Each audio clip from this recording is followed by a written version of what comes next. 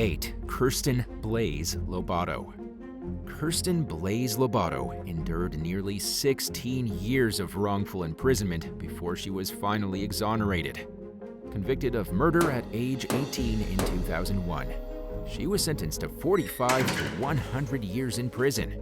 But Lovato's ordeal finally ended when the Innocence Project took on her case, leading to her release. In May 2001, while visiting friends in Las Vegas, Lovato defended herself from an attacker in a budget suites parking lot. She used a knife and shared the incident with friends and family. Then, in July, a man named Duron Bailey was found dead and mutilated in a bank parking lot. And Lovato was implicated due to her earlier account of self-defense. Police, mistakenly linking her story to Bailey's murder, questioned Lovato, who was 3 hours away from Las Vegas at the time of Bailey's death. Misunderstanding their intention, she had no inkling they were charging her until days later. Lovato's witnesses weren't able to give a record of her whereabouts on the night of the crime. And as a result, she was found guilty of Bailey's murder in 2002. Her initial conviction was overturned in 2004 due to a defense oversight. But a second trial in 2006 still resulted in a conviction. In 2016, though, the Innocence Project intervened, employing forensic entomologists to re-examine the case.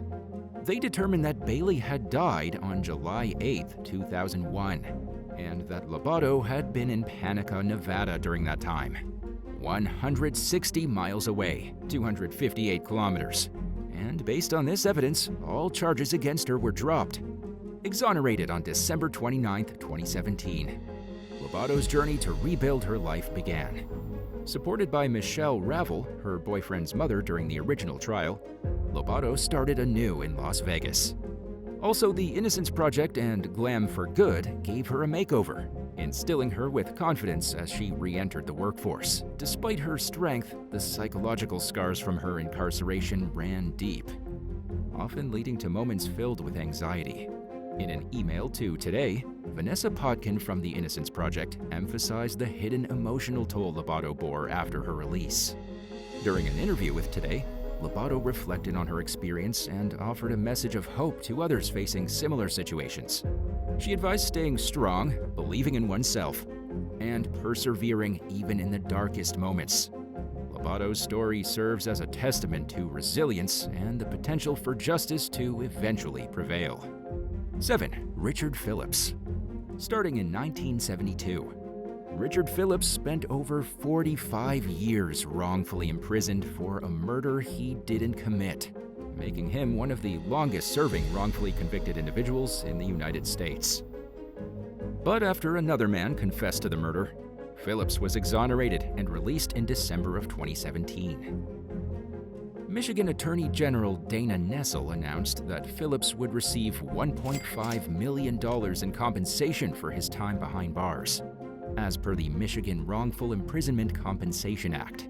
And according to his lawyer, Gabby Silver, the compensation isn't subject to taxation or attorney fees. The $1.5 million covers approximately 3 decades of Phillips' imprisonment, accounting for his time served on an armed robbery conviction as well. Also, efforts are ongoing to clear his name of the armed robbery charge, potentially leading to further compensation. Phillips, now 77, was wrongfully convicted at 27 for a murder he had no involvement in. He was sentenced to life without parole in 1972, and despite maintaining his innocence and refusing to admit guilt, he endured years of incarceration, missing out on the world evolving around him. But then, in 2010, Richard Palumbo, another man that was incarcerated for the same murder Phillips was convicted of, claimed during a parole hearing that Phillips had absolutely nothing to do with the murder. From there, the University of Michigan's Innocence Clinic ordered a transcript of the hearing, then went on to prove Phillips' innocence over the next 7 years. After his release in 2017, Phillips began rebuilding his life, using his passion for painting to combat loneliness and maintain hope.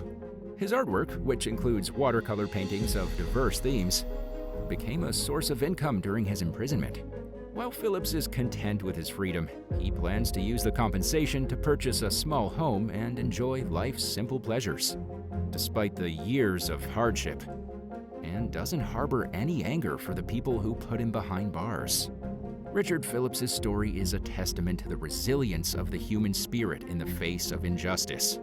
Enduring over 4 decades of wrongful imprisonment, Phillips' eventual exoneration brought him a glimmer of hope to an otherwise grim tale, as he emerges from the shadows of a life stolen by false accusations. His determination to rebuild, his passion for art, and his pursuit of simple joys stands as a beacon of strength and inspiration. Phillips' journey is a stark reminder of the flaws in the justice system and the importance of fighting for truth, while his unyielding spirit offers hope for a future where justice is upheld and lives aren't needlessly shattered. 6. Sidney Holmes. After more than 34 years behind bars for an alleged armed robbery that he didn't commit, Sidney Holmes was released from prison in Florida in March of 2023. The state re-examined his 1988 armed robbery case and found reasonable doubts about his guilt, leading to his exoneration. The case's prosecutor, Broward County State Attorney Harold F. Pryor, stated that a comprehensive reinvestigation revealed inconsistencies in Holmes' conviction. Holmes, now 57, expressed his overwhelming emotions upon his release, emphasizing his Christian faith's principle of forgiveness and moving forward. The original incident involved Holmes being accused of driving 2 unidentified men who committed a gunpoint robbery outside a store, and the car he was accused of driving allegedly belonged to one of the male victims. Convicted by a jury in 1989, Holmes was sentenced to an astonishing 400 years in prison, despite prosecutors requesting a staggering 825 years. Holmes had previously been convicted of armed robbery in 1984 for 2 separate incidents and was considered a habitual offender during his 1989 trial. But in 2020, he reached out to the state attorney's Conviction Review Unit, CRU, and claimed he was innocent.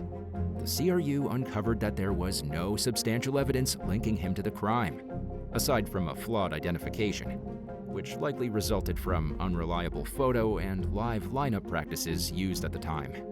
The state attorney's office also highlighted the shock expressed by the Broward Sheriff's Office deputies involved in the original investigation at Holmes' excessively harsh sentence and long incarceration.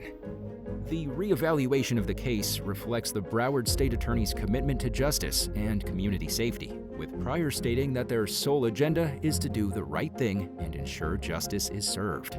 The release of Sidney Holmes after over 30 years in prison brings attention to the mistakes that can occur within the legal system and the need to correct them.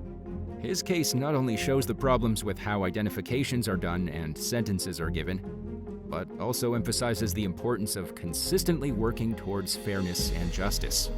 As he reclaims his freedom, Holmes' experience reinforces the demand for ongoing improvements and the search for truth in the pursuit of a just society.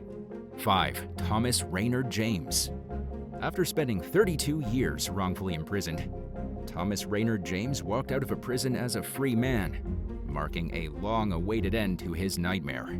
In 1990, a tragic incident in Miami-Dade County saw 2 burglars invade an apartment. One wore a mask, while the other, identified as James, was unmasked.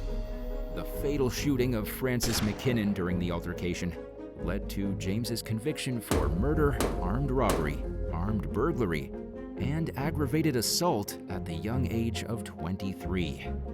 However, in late April 2022, Miami-Dade State Attorney Catherine Fernandez-Rundle declared that a thorough review of evidence unequivocally established James's innocence in the murder of McKinnon on January 17, 1990.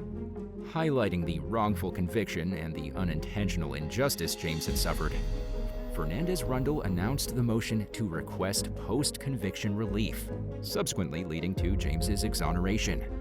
Accompanied by his family, James, now 55, stood by his attorney, Natalie G. Figures, as the motion was filed.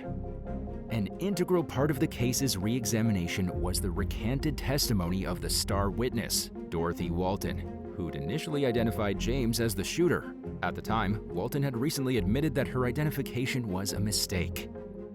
And James also underwent a polygraph test that confirmed he was telling the truth about not being involved in the robbery.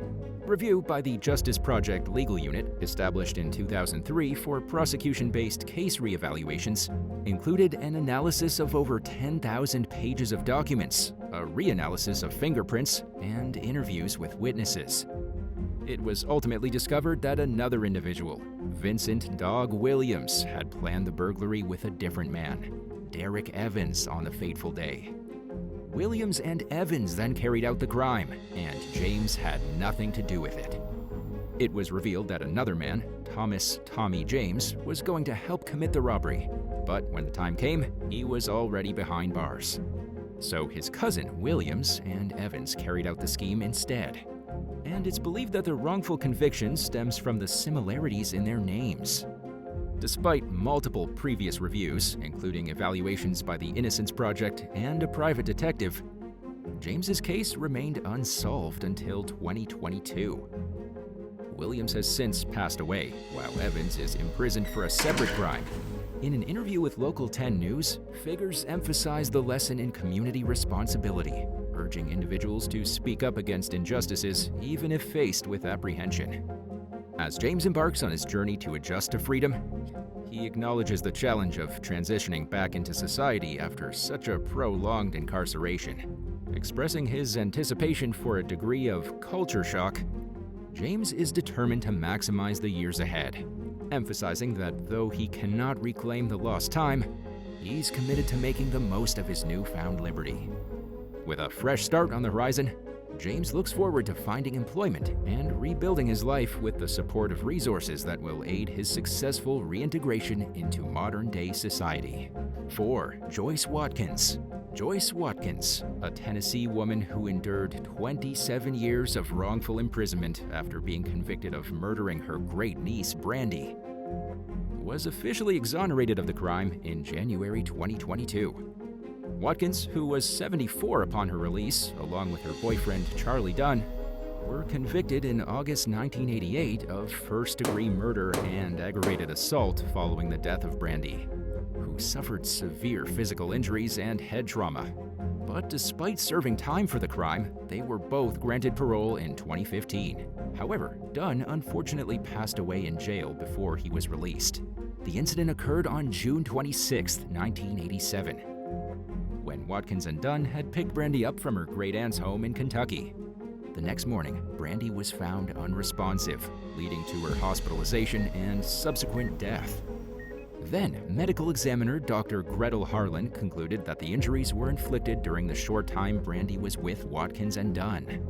The case took a pivotal turn when Watkins sought assistance from the Tennessee Innocence Project and the Davidson County District Attorney's Office to clear her name.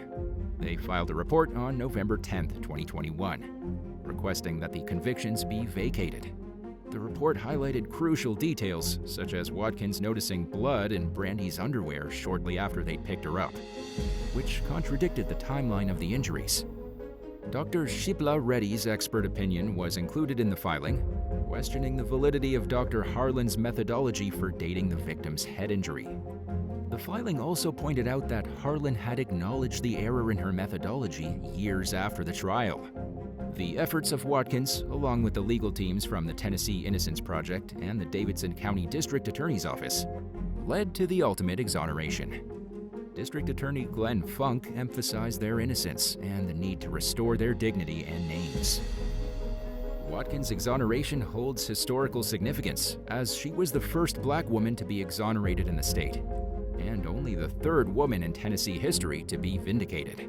Davidson County Criminal Court Judge Angelita Blackshear Dalton dismissed the charges against Watkins in a hearing, marking a moment of triumph for her. As for potential compensation for their unjust imprisonment, uncertainties remain. But despite the challenges she faced, Watkins expressed her gratitude to those who supported her and vowed to overcome the ordeal. 3. Dupree Glass and Juan Rayford. After enduring nearly 17 years of imprisonment following their wrongful conviction for attempted murder in a 2004 shooting, Dupree Glass and Juan Rayford were declared innocent by a California judge in April 2023. And a state law mandates compensation of $140 per day of incarceration, amounting to approximately $900,000 each. Their convictions were overturned after a new trial was initiated in October 2022. A state appeals court panel had previously vacated their convictions, leading to their release in 2020. An arresting twist occurred during the proceedings when the actual shooter, Chad Brandon McZeal, confessed to the crime.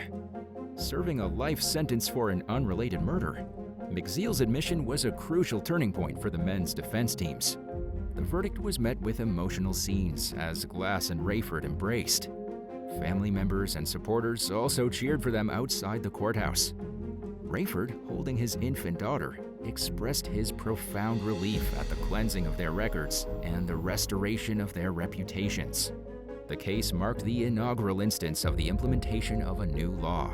This legislation guarantees compensation to individuals whose cases are dismissed and enables them to present evidence of their innocence. Both Glass and Rayford were teenagers, aged 17 and 18 respectively, at the time of their arrest following a shooting during a teen altercation in Lancaster. They were wrongfully convicted of 11 counts of attempted murder and faced 11 consecutive life sentences. Defense attorneys contended that the trial should never have taken place, asserting a lack of evidence linking the defendants to the crime. The newly enforced statute, which went into effect in 2020, offers defendants the opportunity to demonstrate a preponderance of evidence, indicating their innocence. And during their trial, the defense presented overwhelming proof of their innocence. According to attorney Annie Della Donna, their convictions heavily relied on the testimony of 2 witnesses, who later recanted their statements. And during a comprehensive 5-year investigation, additional witnesses emerged to dispute the defendants' involvement, supporting their claims of innocence. The Innocence Rights Project at the University of California Irvine School of Law championed their case. 36-year-old Glass and 37-year-old Rayford now lead lives as Walmart drivers, and Rayford's high school sweetheart stood by him during his incarceration. The judge's definitive ruling marked a monumentous occasion. Eric Dubin, a defense attorney, anticipates that the State Victims Compensation Board will grant each man the deserved compensation in compliance with the new law. Furthermore, the defense intends to pursue legal action against the state, county, and district attorney's office for wrongful prosecution. The significance of this exoneration extends beyond Glass and Rayford, illustrating the critical role of legal reforms in correcting miscarriages of justice and reinforcing the principle of innocence until proven guilty. 2. Kevin Strickland. Kevin Strickland was wrongfully imprisoned for over 42 years after being convicted of murder in June of 1979. But in November 2021, he was released by a Missouri judge. The release was granted following a motion filed by Jackson County prosecutor Jean Peters Baker, under a recently enacted state law that allows local prosecutors to seek the release of prisoners they believe to be innocent. Strickland was implicated in the 1979 Kansas City triple murders, but there was no actual physical evidence linking him to the crime. 2 other men convicted of the murders later identified different participants, excluding Strickland's involvement. The sole eyewitness who testified against him stated that she'd been coerced by the police into falsely implicating him. Judge James Welsh, in agreement with Peters Baker, declared Strickland's conviction as undermined by clear and convincing evidence presented during his innocence hearing, leading to its dismissal. Strickland was tried twice for the murders. His first trial ended in a deadlock, and he was subsequently convicted by an all-white jury in his second trial. Strickland's case was propelled into the public eye through an investigative series by the Kansas City Star in 2020. The Jackson County Prosecutor's Office conducted its own investigation, subsequently concluding that the new evidence dismantled the case against him, deeming him factually innocent. Despite his release, Strickland, now 64, grapples with a range of emotions. While speaking with reporters outside the Western Missouri Correctional Center, he said that he's not necessarily angry. He He said he feels joy, but that he also feels sorrow and fear, and that he's trying to figure out how to put them together. He also expressed a desire to contribute to criminal justice reform efforts and prevent similar injustices from occurring in the future. The case against Strickland rested heavily on the testimony of an eyewitness who later recanted her statements. Additional witnesses emerged to contradict the conviction, including the actual perpetrators who named other participants, excluding Strickland. Missouri passed a new law in 2021 allowing local prosecutors to file motions for the release of potentially innocent prisoners, which Peter Baker invoked. Strickland's release marks the first case to be heard under this new law. Notably, the Missouri Attorney General's office obstructed these efforts, opposing Strickland's exoneration. Strickland's prolonged wrongful incarceration, spanning over 4 decades, stands as one of the longest in U.S. history. Although he won't receive compensation from Missouri, his case serves as a powerful reminder of the complexities and imperfections of the criminal justice system, prompting calls for reforms to ensure the rights and innocence of all individuals are upheld. And now for number 1. But if you want to hear more bizarre and crazy stories, stay tuned after the video for some more content. 1. Michelle Murphy. In September 2014, Michelle Murphy was exonerated by a Tulsa court with the approval of Tulsa District Attorney Tim Harris. The exoneration comes after new DNA evidence and previously undisclosed information were brought to light, strongly indicating Murphy's innocence in the murder of her infant son. Recent DNA testing of crime scene evidence pointed to the involvement of an unidentified male as the actual perpetrator. And during the legal proceedings to represent Murphy, her lawyers unearthed additional evidence affirming her innocence, which the prosecution had been aware of during the trial but hadn't disclosed to the defense. During her most recent trial, her lawyer, Charisse O'Carroll, stated, "Today marks a long-awaited moment for Michelle." She explained that Murphy not only endured the heart-wrenching loss of her beloved child, but that she also suffered 2 decades in wrongful incarceration for a crime she didn't commit. Almost 20 years ago, on September 12, 1994, Murphy's 15-week-old son was tragically stabbed to death. At the time of the murder, Murphy, who was only 17 years old at the time, was in her apartment with her infant son and another child. She discovered her child's lifeless body in the kitchen after waking up, subsequently seeking assistance from a neighbor and alerting the police to the situation. Murphy was convicted of the crime in 1995, primarily based on what's now known to be a coerced confession. Following extensive interrogation, Murphy, a young mother who just lost her child in a gruesome manner, was pressured into confessing to accidentally causing her baby's death while picking up a knife after an altercation with a neighbor. The prosecution also misled the jury by implying that the blood found at the scene matched Murphy's blood type. But in a significant turn of events, DNA testing of crime scene evidence was ordered by the court on April 9, 2014. The court also mandated additional discovery in the case. And just prior to being called as a witness to testify about the blood evidence, Tim Harris moved to overturn Murphy's conviction on May 30th, 2014. And afterward, the court ordered Murphy's release from prison. Barry Scheck, co-director of the Innocence Project, affiliated with Cardozo School of Law, expressed concern over the conduct of the prosecution. He stated that he was troubled by the prosecutor's claim that there was blood from Murphy at the scene, even though he had documents in his files that proved the blood couldn't have come from the defendant.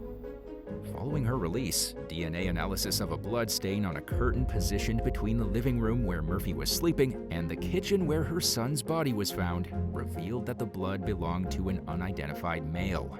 And this finding was pivotal, as it directly contradicted the prosecution's narrative. In a recent court proceeding with Harris's consent, an order was issued to dismiss the charges against Murphy with prejudice based on compelling evidence of her actual innocence.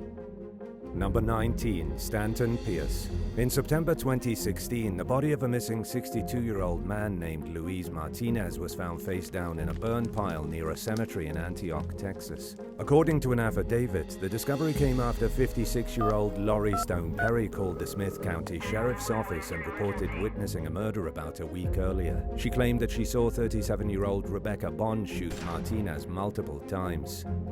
Perry admitted to breaking down the rifle, while Bond and a third suspect, 52-year-old Stanton Pierce, disposed of the victim's body. Police arrested Perry and Bond that night.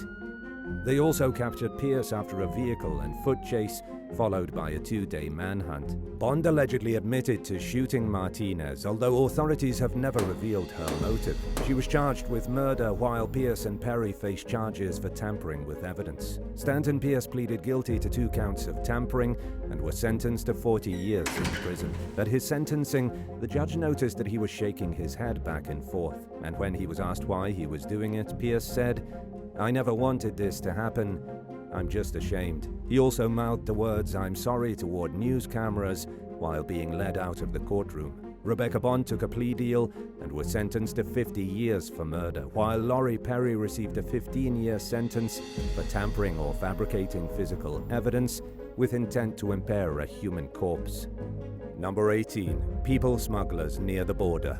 In late February 2023, a Zavala County deputy discovered a woman and child in the trunk of a car during a traffic stop. The driver was arrested on a smuggling charge, and the people in the trunk were turned over to Border Patrol. Zavala County is near the Mexican border, so it's nothing new for authorities to catch people transporting undocumented immigrants. Just 2 months after the car trunk incident, in April 2023, a truck pulling a horse trailer led deputies on an early morning chase after refusing to pull over for a traffic stop. When the truck finally pulled over, people began running from the horse trailer, and in the end, 25 undocumented migrants were detained. While helping people escape dire situations in hopes of pursuing a better life is an honorable cause, people smuggling is exploitative, dangerous, and sometimes deadly, especially for the migrants themselves. And for the smugglers, this means facing more serious criminal charges and consequences than someone who's caught with migrants who aren't suffering or dying. In September 2022, Zavala County deputies found 2 men sweating profusely and having difficulty breathing in the trunk of a car, and it was discovered after the fact that they were suffering from heat exhaustion. The driver and passengers of the vehicle were charged with felony smuggling of persons in the likelihood of causing serious bodily injury or death. These types of crimes also jeopardize the safety of both the public and law enforcement. In April 2023, a Texas Department of Public Safety trooper chased after a driver who refused to pull over for a traffic violation. The pursuit reached dangerously high speeds of up to 120 miles per hour before another officer attempted to lay a trap to deflate the suspect's tires. Footage showed the vehicle barreling straight toward the officer in an apparent attempt to run him over, but luckily he moved out of the way just in time to narrowly avoid being mowed down. In 2021, a famous TikToker lost his life during a police chase while transporting 3 undocumented migrants in Zavala County. After losing control of his car and running off the road, 19-year-old Gabriel Salazar overcorrected, causing his Chevy Camaro to veer off the other side of the road before hitting some trees, rolling over and bursting into flames. And sadly, everyone inside the vehicle lost their lives. Unfortunately, people smuggling is as popular as ever, and it's not going to stop anytime soon. But for now, authorities are doing what they can about it. Number 17. San Antonio's stolen shark. During the summer of 2018, a San Antonio aquarium visitor stole a gray horn shark that was 16 inches long, named Miss Helen. The male suspect was initially accompanied by another man and a woman as he wrapped the creature in a blanket, put her in a bucket of water, and then placed the bucket in a baby stroller. Staff members followed the thief into the parking lot and asked to search his vehicle, but he said that his child was sick and that he urgently needed to leave. When police received a call about a stolen shark, they initially thought they were being pranked, but they realized it was serious when they saw surveillance footage of Miss Helen's kidnapping. Investigators caught up with the suspects the next day after tracing the getaway vehicle's license plate, and after realizing they were caught, the trio confessed to the crime. When officers went to retrieve Helen from the home of the mastermind behind the crime, 38-year-old Anthony Shannon, they discovered that he was quite the marine enthusiast. His house was filled with numerous tanks containing exotic fish and other marine species, and he appeared very knowledgeable about the animals he kept. Until that point, authorities and aquarium staff members were positive that Helen hadn't survived her abduction, but much to everyone's relief, she was found in good health. Shannon initially tried to show law enforcement a fake receipt for the purchase of Miss Helen, but the police were quick to notice that the receipt had been doctored. Shannon eventually admitted to the theft and reportedly said that he stole Helen because he was trying to replace one of his sharks that had passed away. Thankfully, though, Helen was returned to the aquarium safe and sound. Shannon was charged with felony theft in the shark stealing case. And around the same time, he was accused of shoplifting $250 worth of pots and pans from a home goods store. He also had several theft convictions on his rap sheet, making it evident that he was no stranger to stealing. Number 16. William Anthony Hall. When 69-year-old William Anthony Hall noticed a vehicle with no handicapped tag parked in a handicapped spot outside a post office in Houston one evening in 2017, he felt compelled to take the law into his own hands. So he confronted the vehicle's owner, 67-year-old James Garza, a local attorney who was there to pick up mail from his P.O. box. Nobody knows exactly what happened in the moments leading up to Hall's decision to pull a gun and fire a single fatal bullet into Garza's chest. Hall claimed that Garza got physical with him and that he feared for his life. But that couldn't have been true, according to prosecutors, who argued that a bullet hole in Garza's mail proved that he was holding it rather than pushing Hall around when he got shot. People often think of Texas as a free-for-all when it comes to the use of guns, but this isn't the case, according to Assistant District Attorney Mary McFadden, who used the case as an opportunity to make it clear that a license to carry a gun isn't a license to kill. And she at least got her point across in court, because Hall was convicted of murder and received a 20-year prison sentence for the crime. Number 15. Stanley Saliga. Most people visit strip clubs for a good time with no strings attached, but every now and then customers develop unhealthy feelings for dancers. It happened to a 22-year-old dancer from Fort Worth named Abigail Abby Saldana in 2021 when she began to fear that a regular customer at her workplace was stalking her. Then, just a few months later, she was killed. On the night of October 26th, Saldana was found murdered in her bullet-riddled car within view of her place of employment, Rick's Cabaret. Investigators quickly learned that she'd complained to her family, friends, and colleagues about an obsessed customer named Stan harassing her. Identified as 54-year-old Stanley Saliga, the alleged stalker claimed in several Instagram posts that he and Saldana had been enjoying each other's company since July of 2021. He said that he saw a future with the young woman and that he paid her thousands of dollars over the course of their interactions, only to be lied to and taken advantage of. Saliga also accused Saldana of being involved in a high-end prostitution ring. About 2 weeks before her murder, Saldana had found a tracking device on her car, and as the harassment continued, she told her friends and family that she was scared.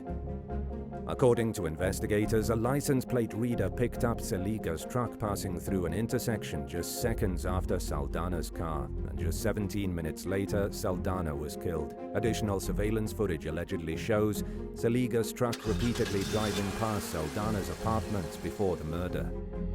Saliga initially agreed to meet with the police at a certain time to discuss the case, but he never showed after he called and claimed that a family member had died, and when our SWAT team showed up at his door at 11:30 p.m., he refused to exit his home. He was eventually apprehended with a self-inflicted wound to his neck that required medical treatment. And based on the available records, Saliga remains in custody without bond amid the ongoing case. Number 14. Charles Bryant. A 24-year-old college student named Jackie Vandergriff was found brutally murdered at a park in the town of Grapevine in September 2016. And surveillance footage from local bars showed a man named Charles Bryant striking up a conversation with Jackie just hours before her death. At the beginning of the investigation, detectives crossed paths with Bryant's recent ex-girlfriend, 18-year-old Caitlin Mathis. She later told 48 Hours that within weeks of dating Bryant, she began to see red flags. Mathis described her ex's behavior as manipulative and narcissistic, and she said that when she ended the relationship just weeks before Vandergrift's death, Bryant refused to accept that it was over. He was arrested 3 times for showing up at the young woman's college, and she ultimately filed for a restraining order against him. On the day Vandergrift's body was found, Bryant contacted Mathis in violation of the restraining order. This was actually what landed him at the police station in the first place, giving authorities the opportunity to question him in connection with Vandergrift's murder. Bryant initially claimed to have no memory of the night Vandergrift died, and he insisted that he didn't even know who she was. But he eventually gave a detailed account of the crime, including details only the killer would know. During a search of the suspect's home, police recovered the large military-style knife that he had used to stab Vandergrift to death. They also found a receipt from 4:43 a.m., just 2 hours before the victim's body was found, and were able to connect it with surveillance footage of Bryant buying a shovel and cold medicine. A trash bin outside the suspect's home contained a satchel with Texas Woman's University printed on it. It was Vandergrift's college, and the bag matched one that she was seen carrying on her last night alive. Plastic zip ties with blonde hair in them were also found in the garbage can, and DNA testing confirmed that the hair belonged to the victim. Inside Bryant's vehicle, police found a cell phone battery that they believed belonged to Vandergrift, as well as a stun gun with her DNA on it. And between the suspect's confession and the physical evidence, it was enough to charge the suspect with murder. Investigators theorized that Bryant took his anger over his ex-girlfriend's rejection out on Vandergrift. His defense attorney argued that Vandergrift died of accidental asphyxiation during consensual intimacy, and that his client panicked and tried to dispose of her body because he was afraid of getting in trouble. But in the end, Bryant was found guilty and was sentenced to life in prison. Number 13, William George Davis. Staff members at a hospital in Tyler, Texas, were baffled when patients began experiencing mysterious complications while recovering from heart surgery in 2017. It happened to at least 11 people over a 7-month period, leaving 6 of them dead. The patients were all in stable condition and were expected to recover when their conditions suddenly worsened. Doctors finally realized what was going on when they looked at CT scans that showed air in the victims' brains. The most likely explanation for how it happened was by someone deliberately injecting oxygen into the patient's venous systems or their arterial lines. Surveillance footage showed a nurse named Will Davis exiting rooms just minutes before the complications began, and in one incident, he stood at his station doing nothing while an alarm went off in a room of a patient he'd just treated. A search of his computer later revealed that he'd researched the effects of injecting air into a patient's line well in advance of his crimes. Davis was charged with capital murder in early 2018. However, his lawyer argued that his client was simply in the wrong place at the wrong time, and that the evidence didn't necessarily point to foul play. A small piece of the truth finally came out, though, in a jailhouse phone call Davis made to his ex-wife after he was convicted of the charges. His ex wanted the truth, and he said that he may have prolonged patients' illnesses so he'd continue getting enough overtime to pay the bills. Prosecutors rejected the explanation and stuck to their belief that Davis was a cold, calculating sociopath who killed for fun, which is probably the case. But it was the first time he admitted to any wrongdoing whatsoever. As of now, he's appealing his case from death row. Number 12, baby born at Chick-fil-A. Fallon and Robert Griffin were on their way to San Antonio's University Hospital to have a baby in July of 2018 when the 38 weeks pregnant mother-to-be found herself with an urgent need to relieve her bladder. It simply couldn't wait, and the employees at a Chick-fil-A were kind enough to let Fallon use their restroom while they closed up the restaurant for the night. But what was meant to be a quick pit stop suddenly became a medical emergency. The couple's baby girl, Gracelyn, was ready to be born, and she wasn't going to wait long enough for the Griffins to get to the hospital. Robert coached his wife as she gave birth on the bathroom floor while an employee named Brenda Enriquez called 911. Enriquez stayed on the line with the dispatcher to answer questions and take advice on how to handle the situation. But by the time paramedics arrived, Gracelyn had already entered the world. She was born with her umbilical cord wrapped around her neck twice, but thanks to her dad, it was quickly removed and she was perfectly healthy. In a Facebook post that quickly caught the attention of news outlets across the country, Robert described how ChickfilA employees brought warm towels into the bathroom to keep the baby warm while they waited for an ambulance. And during an interview with local station KENS, the couple revealed that the restaurant had gifted baby Gracelyn with free food for life. Number 11. Billy Sherman. Nobody knows how many elderly women Billy Sherman has murdered, but as of 2023, he's been formally accused of killing 22 victims in northern Texas, and he's been convicted in 2 cases. It's also unclear when Sherman killed his first victim, but he flew under the radar for years. The accused serial killer was caught in 2018 after a woman survived an attack. Someone had also recently filed a suspicious person complaint in the area in reference to Sherman. Police soon zeroed in on him as the prime suspect in a series of murders that had recently occurred in the area and set up a sting at his apartment in Dallas. While performing surveillance on Sherman shortly before his arrest, investigators saw him throwing a jewelry box into a dumpster, and it was labeled with the name Lou Ty Harris. And when officers went to the woman's home, they found her dead. At this point, the investigation into the possible extent of Sherman's past crimes was just beginning. Detectives began reviewing past cases involving the deaths of elderly women and missing jewelry and compared them to Sherman's phone records. Altogether, they connected him in 24 possible murders, and as a result, he was charged with 22 counts. According to police, in many cases, Sherman went door to door posing as a maintenance worker. He also followed victims home from Walmart and forced his way into their houses. The deaths were repeatedly attributed to natural age-related causes, enabling him to continue killing undetected for far longer than most murderers get away with. Authorities claim that Sherman sold the ill-gotten valuables he stole from his victims within hours of acquiring them. He peddled the items online and in pawn shops, and they were lost forever to the surviving family members who often valued the pieces more for sentimental reasons than their monetary value. In the end, Sherman was convicted of murdering Lou Ty Harris and another victim named Mary Brooks. After securing 2 life convictions, which will hopefully ensure that Sherman will remain behind bars even if he successfully appeals one of the cases, prosecutors dropped the 20 remaining murder counts. Victims' families were extremely upset by the decision, understandably so, and continue to advocate for legal changes that they believe will better protect elderly people living in Texas. Number 10. The Mummy Marauder. Employees at a First Convenience Bank branch in Harris County, Texas, experienced an especially hair-raising Friday the 13th in September 2019. Around 11:30 a.m. on what began as a normal day, a man wearing white gauze around his face and hand, along with a wig, sunglasses, and a baseball cap, entered the bank. He threatened a teller and demanded cash before fleeing the scene in a Mitsubishi Montero SUV. Authorities were thankful that nobody was hurt during the robbery, but they were determined to catch the man that had terrorized innocent people who were just going about their day. The FBI offered a $5,000 reward in exchange for information leading to the culprit's identification and arrest. Agency spokesman Connor Hagan told Fox News that they hoped to wrap the case up quickly. Unfortunately, though, there have been no updates on the case since it first hit the news, suggesting that the robber is still at large.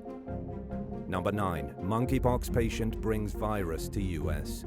In 2021, a middle-aged man who'd recently returned to Dallas from Nigeria was diagnosed with monkeypox, making him the first case in the U.S. since 2003. At a time when the world was still in the throes of the COVID-19 pandemic, the last thing anyone wanted to deal with was another outbreak of disease. So naturally, the news caused panic. By the time the patient went to the hospital, he'd been experiencing symptoms including fever, cough, and fatigue for 2 weeks. He also had a rash on his face, prompting staff to put him in an airborne isolation room where extra precautions were taken to prevent the spread of pathogens.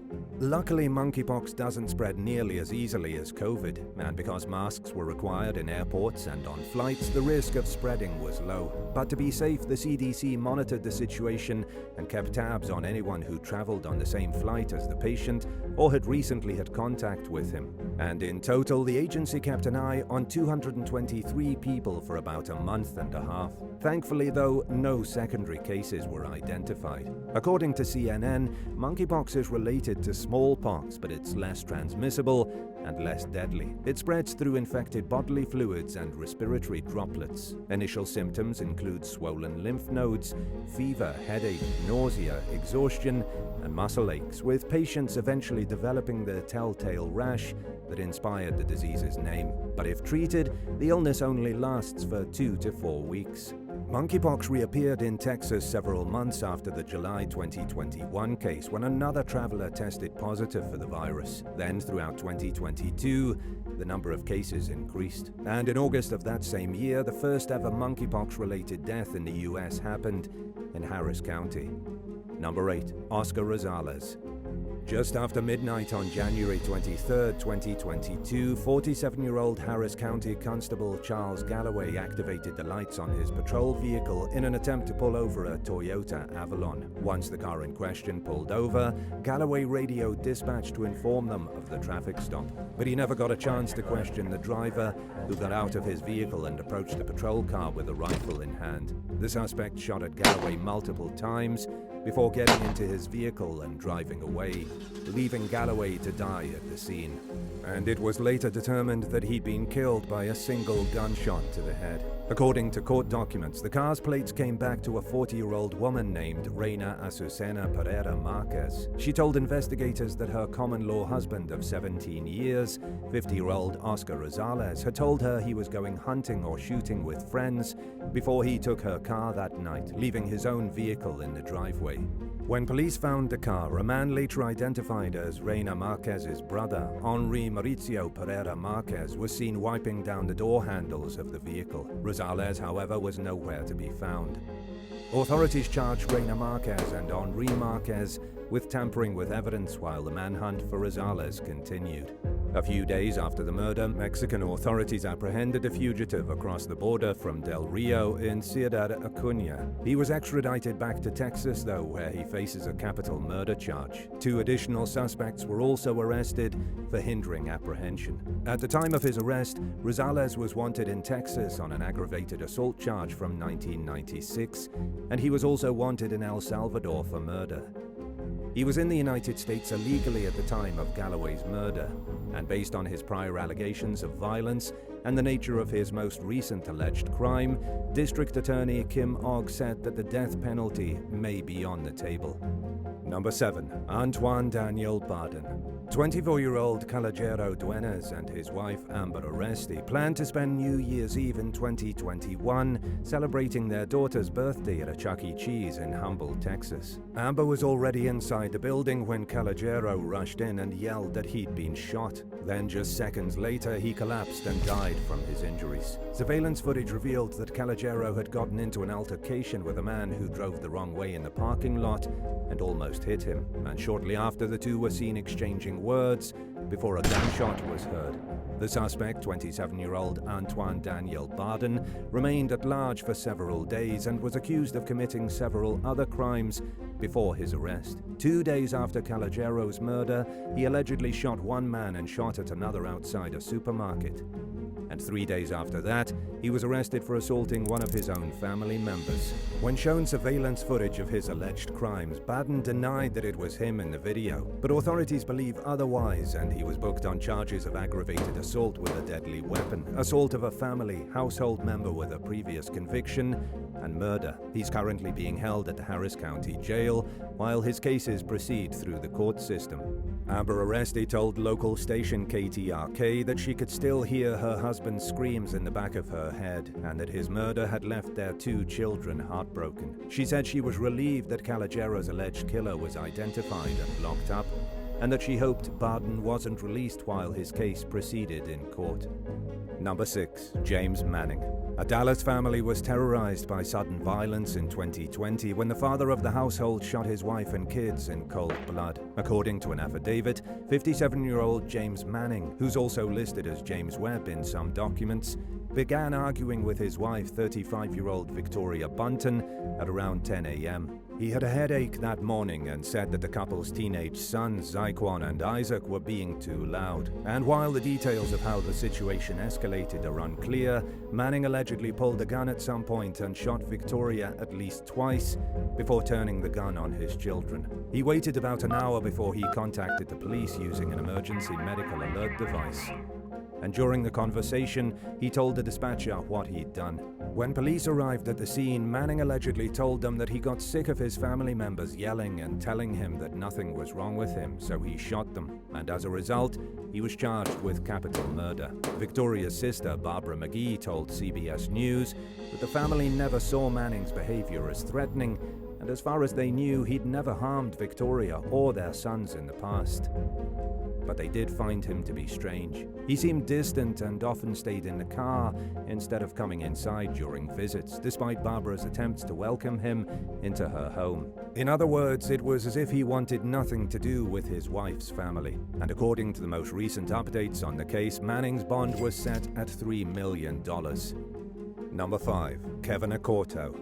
33-year-old Janae Gagnier, known to her 3 million followers as Mercedes Moore, was both a dancer and a model. She eventually became popular enough on social media to make a living entirely from paid partnerships with sponsors. Mercedes was recognized pretty much everywhere she went throughout the Houston area, and she was often seen partying with celebrities. As an influencer, she never went long without checking her phone, which is why her family became worried when she went radio silent in August of 2021. And after waiting to hear from her with no luck, her father, Mark Gagnier, went to her apartment to check on her. But when Mercedes didn't answer the door, he kicked it in. What he saw next could perhaps be described as a parent's worst nightmare. He found Mercedes lying dead at the bottom of her staircase. Mark initially thought that she had had a terrible accident, but when he entered his daughter's bedroom, he found a man clinging to life with a knife stuck in his neck. Later identified as 34-year-old Kevin Alexander Acorto, he soon succumbed to his injuries. Bizarre messages scrawled across Mercedes' wall with pink lipstick offered some of the only clues about the circumstances leading up to her murder. One of the ramblings stated, "Janae led me to think she cared about me but wore another man's ring," while another said, "I was used for money." An autopsy concluded that the victim died from strangulation and a traumatic concussion. But surprisingly, investigators found no evidence that her connection with Acorto extended beyond social media. Mark later told local station KTRK that he'd warned his daughter repeatedly about the dangers of social media. He also feared that a crazy person might become obsessed with his daughter and stalk or harm her. And unfortunately, his worst fears came true. Number 4. Thomas Hicks. In April 2021, emergency responders worked their way through a massive swarm of bees while entering the Breckenridge home of 70-year-old Thomas Hicks and his wife, Zonnie. Hicks had been aggressively attacked and went into cardiac arrest. Zonnie later told Big Country Homepage that Thomas was about to mow the lawn while she went grocery shopping, and before leaving the house, she reminded her husband not to go into a certain corner of the yard where they'd observed a lot of bee activity. But when she returned home, she found Thomas jumping and screaming amid a swarm of bees.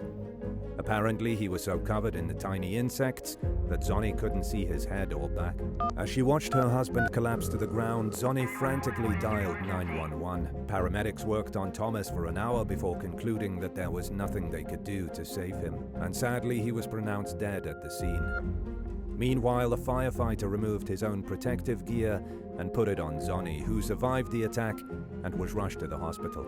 Local beekeeper Joey Venekamp removed the hive from a hollowed-out tree behind the family's shed. He estimated that it was about 2 years old and therefore a well-established hive. At the time, there was an ongoing battle for the queen of the hive, making the bees highly aggressive and therefore more prone to attack.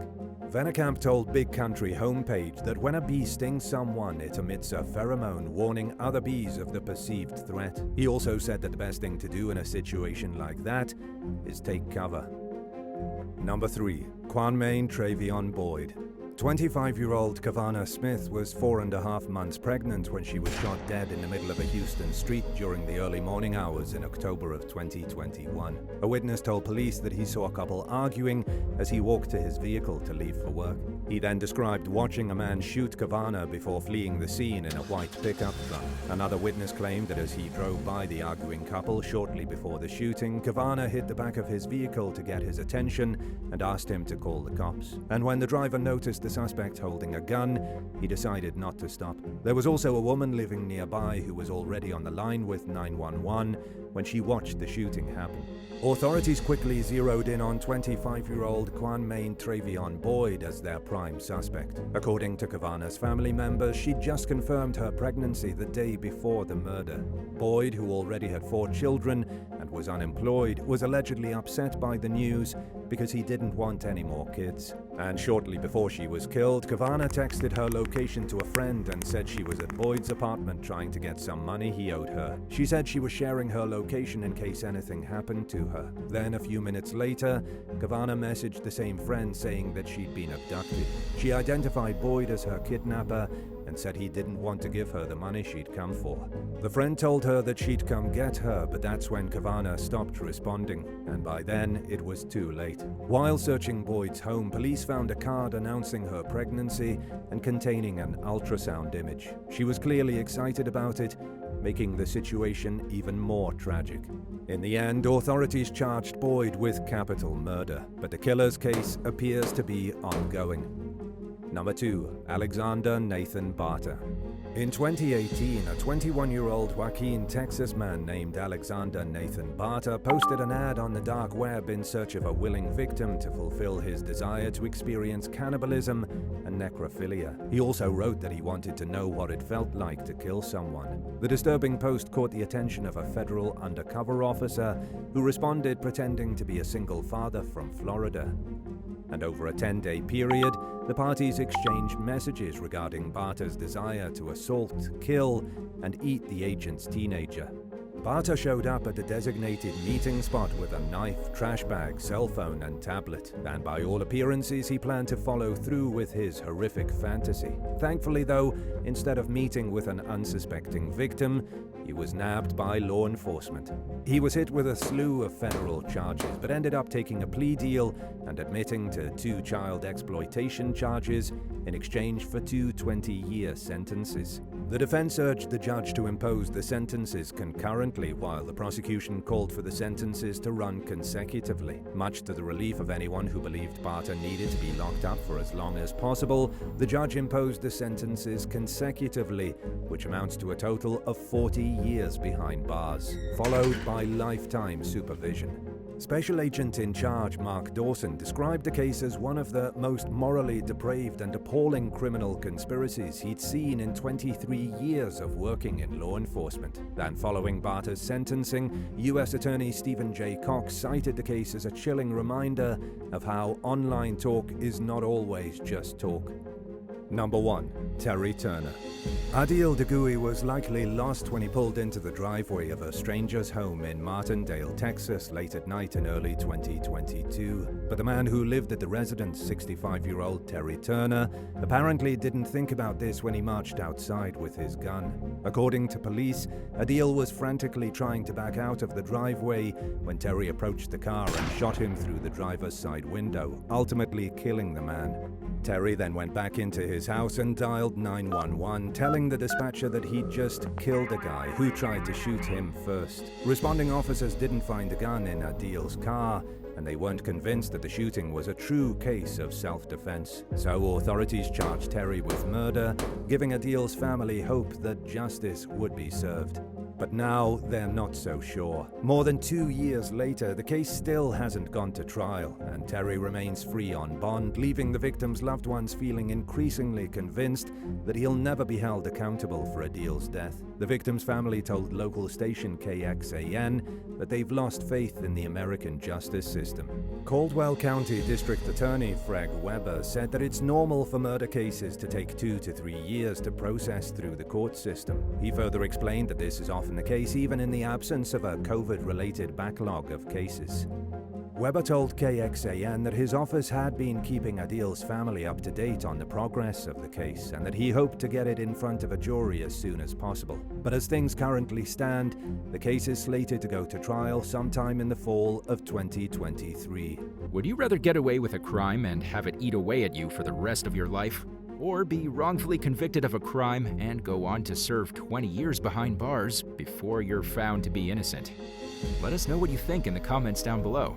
And if you like this video, be sure to give it a thumbs up and subscribe to the channel. Thanks so much for watching, and we'll see you in the next one. Bye.